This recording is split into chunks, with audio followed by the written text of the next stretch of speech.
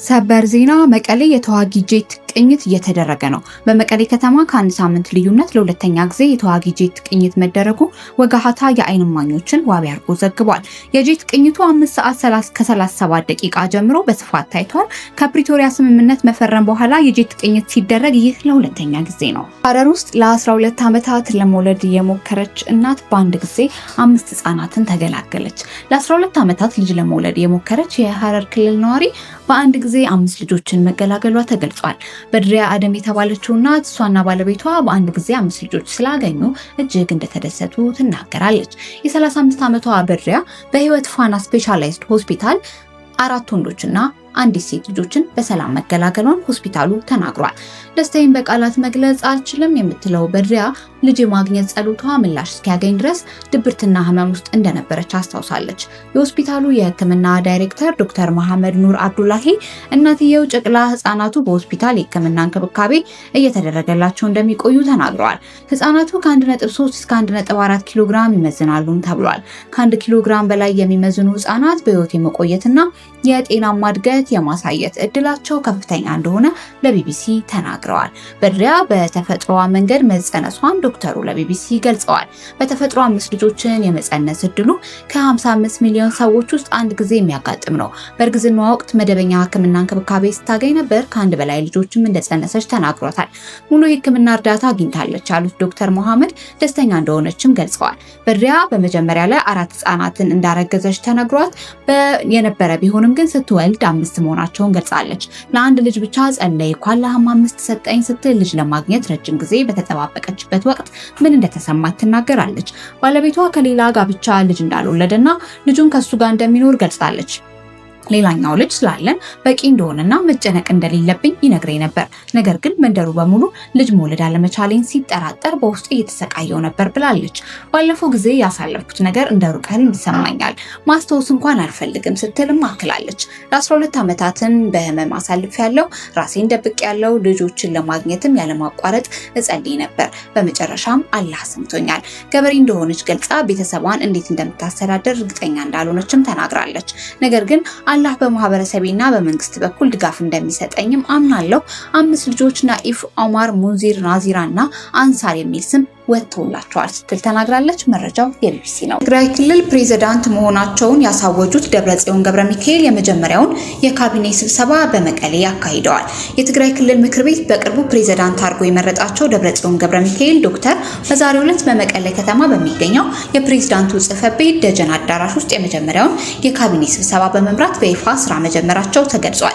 የክልሉ ካቢኔ ስብሰባዎቹን በሚያካሂድበት በዚህ አዳራሽ የተደረገው የካቢኔው ስብሰባ ትኩረት ያደረገው በትግራይ ክልል እየተከናወነ ባሉ የድህረ ጦርነት ማገገም ጥረቶች ላይ ሲሆን በተለይ ቅድሚያ የሚሰጣቸው አስተዳደራዊ ጉዳዮች፣ ተቋማትን መልሶ መገንባትና ማህበራዊ አገልግሎት አቅርቦት ላይ ውይይት መደረጉን አስተዳደሩ አስታውቋል።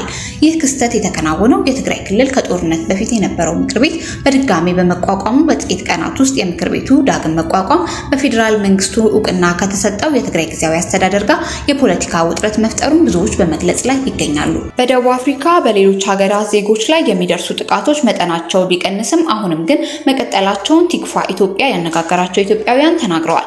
ጥቃቱ እንደ ሰሞኑ ብዛት ያላቸው ዘራፊና ጥቂት ፈጻሚ ቡድኖች ይፈጽሙት እንደነበረው ባይሆንም ውስጥ ለውስጥ ባሉ ሱቆች በሚገኙ የሌሎች ሀገራት ዜጎች ሱቆች ላይ ድንገተኛ ጥቃቶች እየተፈጸሙ ናቸው ሲሉ ስማቸው እንዲጠቀስ ያልፈለጉ በደቡብ አፍሪካ ለበርካታ ዓመታት የኖሩ ኢትዮጵያውያን ለቲክፋ ተናግረዋል። ዛሬ ማለዳ እኛ በምንኖርበት አካባቢ ጥቃት እንደሚፈጽሙ ተነግሮ አብዛኞቹ የሌሎች ሀገራት ዜጎች ሱቅ አልከፈቱም ሲሉ ቃላቸውን የሰጡ የጆሃንስበርግ ከተማ ነዋሪ የሀገሪቱ ጸጥታ ኃይልም በአካባቢዎቹ በብዛት ስለተሰማራ ምንም የከፋ ችግር አልተፈጠረም ብለዋል።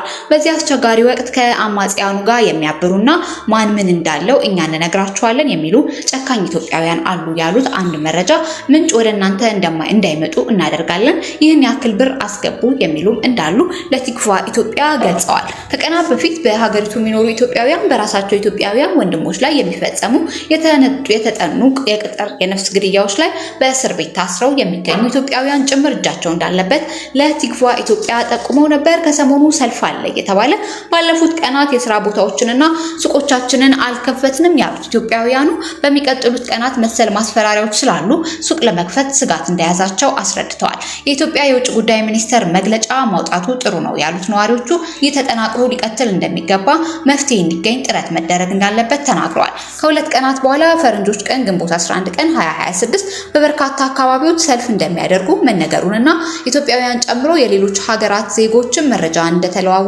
ስለመሆኑ አንስተዋል። እና በኢራን መካከል በሆርሙዝ ሰርጥ የተኩስ ልውውጥ መጀመሩ ተዘግቧል። የተለያዩ ዓለም አቀፍ የሚዲያ ተቋማት እንደዘገቡት ከሆነ ቀደም ሲል የነበረው የተኩስ አቁም ስምምነት ተጥሷል። ሁኔታው ወደ መጠነ ሰፊ ተግባራዊ ግጭት እንዳያመራ ተሰግቷል። ኢራን አሜሪካ ጃዝ ከሚሰኝ አካባቢ ወደ ሆርሙዝ ሰርጥ እየተጓዘ በነበረ የኢራን የነዳጅ ጫኝ መርከብና በተባበሩት አረብ ኤምሬትስ የፋጅሪያ ወደብ ትይዩ ወደ ሆርሙዝ ሰርጥ እየገባ በነበረ ሌላ መርከብ ላይ ጥቃት በመሰንዘር የተኩስ አቁም ስምምነት ጥሳለች ስትል አሳውቃለች።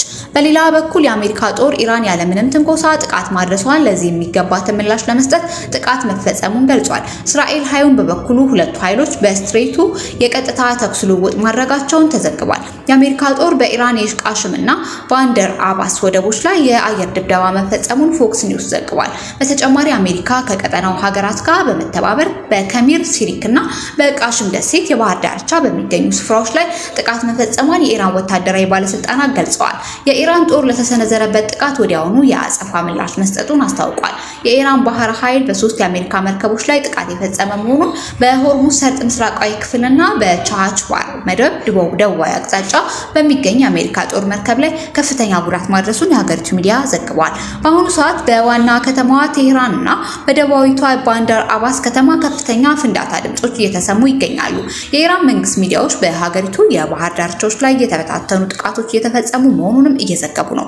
በአሁኑ ወቅት በሆርሙዝ ሰርጥና በኢራን ደቡባዊ ባህር ዳርቻዎች ላይ የሚደረገው የአሜሪካ ጥቃትና የሁለቱ ወገኖች ፍጥጫ እንደቀጠለ ይገኛል። መረጃው ከተለያየ ዓለም አቀፍ መገናኛ ብዙሃን እየተሰባሰቡ ናቸው።